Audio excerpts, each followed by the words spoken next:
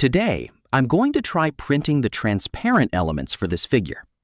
In the original design, the character has a large energy ring behind him and two powerful jet trails beneath his feet. Of course, I could simply paint these parts yellow, but that would make them look too heavy and opaque. First, I selected the parts I wanted to make transparent, prepared them for printing, and arranged them on the build plate. I used Anycubic Water-Wash Resin 2.0 in clear. However, completely colorless resin wasn't quite what I needed. I'm planning to add more color to the parts after printing, so for now, I only wanted a subtle base tint. To achieve that, I used a special yellow dye designed for epoxy resin. Mixing creates a lot of air bubbles in the resin.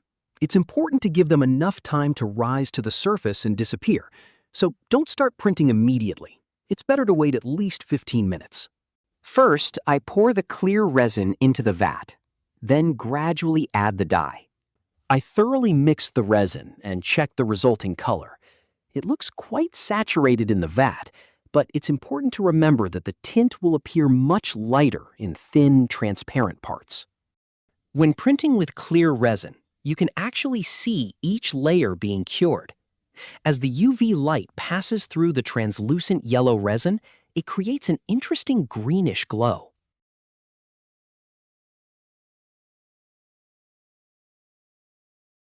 "7 hours later, the printer finished the job. As soon as the build plate lifted, I noticed that one of the parts had almost detached from it.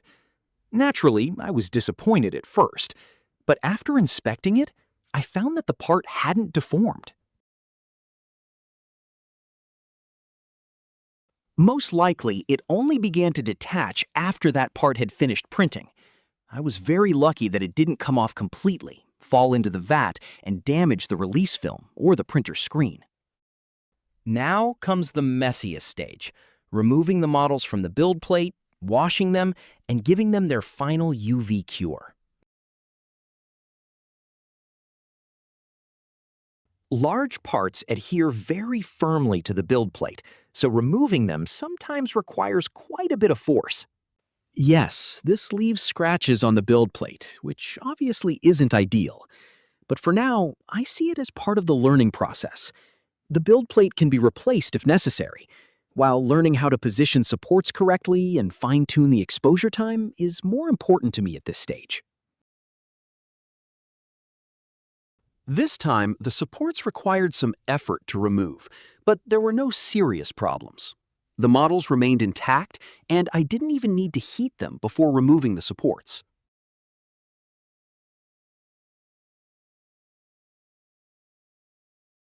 And here is the part that almost detached from the build plate. I carefully inspected it for possible deformation.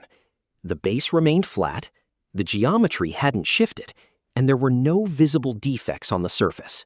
That led me to conclude that it really did begin to detach only after this part had finished printing. Despite that unpleasant moment, I'd call the experiment a success. All the elements printed successfully, retained their transparency, and came out with a beautiful golden yellow tint. The next step is to remove the remaining support marks, smooth the surface, and add color with an airbrush.